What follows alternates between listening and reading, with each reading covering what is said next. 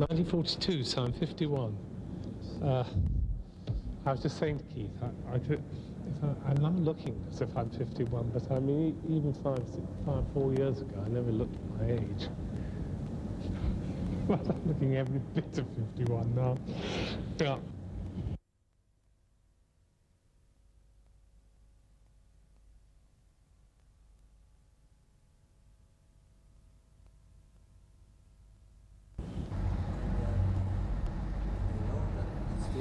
When he was a child in Salò, is it true?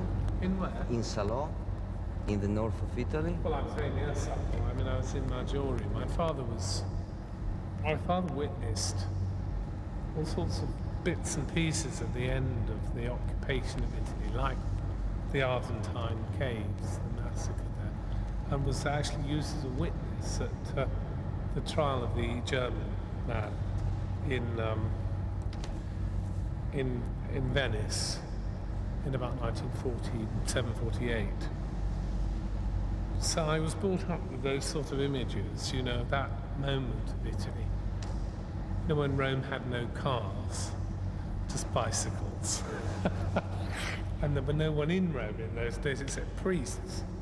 I have to say nowadays there don't seem to be so many human beings seem to have crept in, but I mean, Rome, when I was a child in 1947, was just all these priests on bicycles. I remember them, all in black.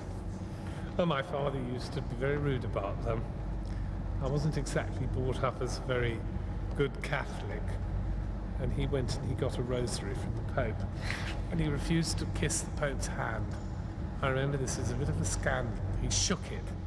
He said, I was going to kiss the hand of the Pope. He said, I put my hand out and I shook it. And he was given this rosary, which I don't know what happened to, but I mean, you know, by the Pope, by Pius. It was very interesting, and we lived in a very lovely house, which had been requisitioned. It had actually been Admiral Ciano, you know, Mussolini's foreign secretary. Well, his uncle, I think he was an uncle. The first thing about Italy was that there was sunlight. You can't imagine how grim England had been during the war. It was horrible. And we came down here and there was suddenly sunlight, and I mean, literally, as a child, a very young child, it was a sort of revelation. I mean, you know, it's like breathing or something. And then we were in an incredibly privileged position, yeah, you can imagine. And in these houses that had been requisitioned, so they were very grand. I mean, big houses, and I mean, I think the story of Lago Maggiore, of Villa Quasi, is funny because it was a huge villa on the side of the lake.